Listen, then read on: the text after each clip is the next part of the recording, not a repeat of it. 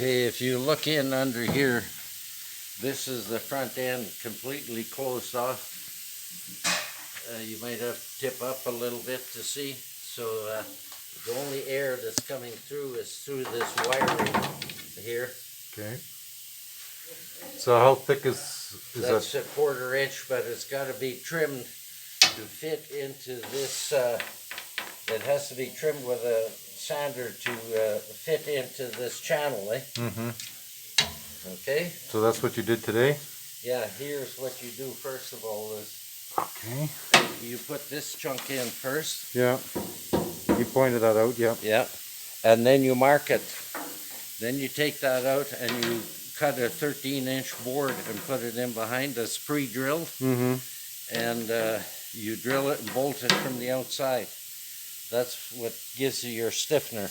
Okay. And then you have a 1x4 that's running right across here. Yeah. That overhangs 3 inches. So you can put a screw in there. Okay, yeah. On both sides. Yeah, I see the screws there. And that keeps it from flopping around. Okay.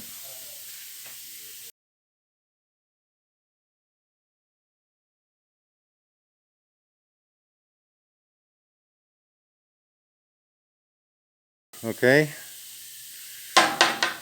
So if you service, there's no drama required. Right. So, and that's the new style of heater. It's a 3-speed heater. okay.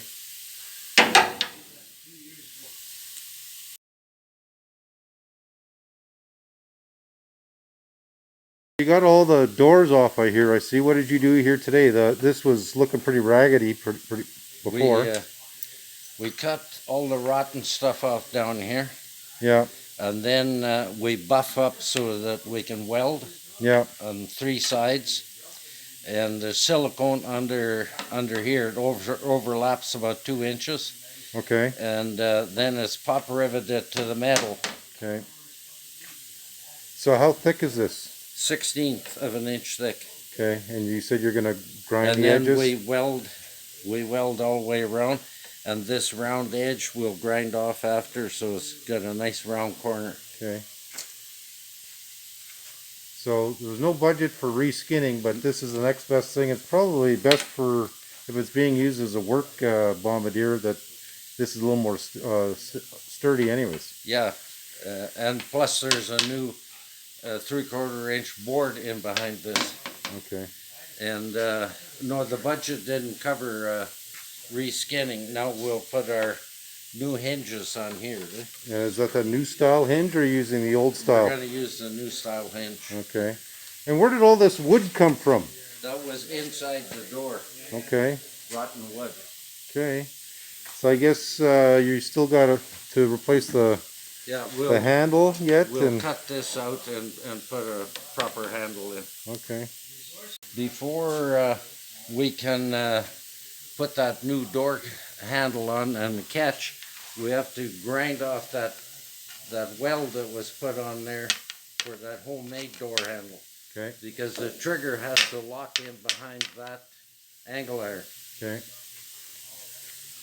That's about it for today. Okay, so you got a lot of work done. You've been working on this all day, and let's go maybe take a look at those doors. Where did this piece of tin come from? That's the floor in under the seats. Okay. We have to take that out, straighten this channel. Yeah. So that we can get underneath. This is going to be all ground up shiny. Yeah. And we're going to put a 16th plate in here too, because right there you see how it's rusting through. Yeah. Right here. That'll give that door another 30-40 years of service. Okay. And then we'll probably take this plexiglass? Yeah, this chunk of plexiglass out and put a real window in and weld the hole shut. And we'll probably eliminate this window or this cover on the window and put a real window in, a new rubber. Okay. All these doors are getting rotten on the bottom, so we're going to redo these, and we're going to put the new style hinges on. So these are the old style hinges? Yep. The only thing that's got me buffaloed is I don't know if I can find any old house paint to match that color. Yeah. Because Okay. it will have to be painted. Yeah. Okay. Okay, so you brought the skis into the shop here as well. These look brand new. What's going to be happening here with these ones? These skis a couple of years ago were redone. New woods, new backup plates, and new ski rods. But the ski rods are getting wore, so we're going to put new ski rods on. And then put it on Bombardier. It belongs to. Okay. So you got all your steel here already. This is for the new runners for the blue one. Okay. They're going to be steel runners. Okay. Replacing that wood. Okay. Okay, so quite a bit done here today. And I noticed some people have also mentioned, different model numbers. I'm just the cameraman. I haven't a clue. So I don't know if these are B12s, R12s, R18s. And the head mechanic here doesn't seem to really care too much either. So he just repairs them. If a person doesn't know the difference between a wide gauge and a narrow gauge and a woody or a metal, yeah. What difference does it make if the R is? This Okay. is the R model 1971 you're looking at. Yeah, there you go. So quite a bit of work done today, and we're going to be coming back tomorrow and looking at more. I got one more thing to explain to you.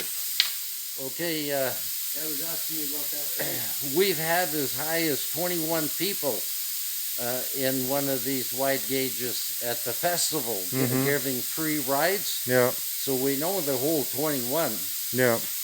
Okay. So there you go. There's your ride today. Hey, I was asking me today about these. What are we looking at with these lights? Well, these are LED headlights. Okay. A high and low beam, and that's a light bar. That's one of the brightest you can buy. But anybody that's out on a big sized lake in a storm or something should have a pair of them and a pair of yellow glasses. Okay. Focus on the yellow glasses. Yellow glasses. So are they how hard is this to install for somebody, or are they cheap or expensive or relatively inexpensive? Probably not counting labor, you can get by as about $400. All right. That's the main shop dog.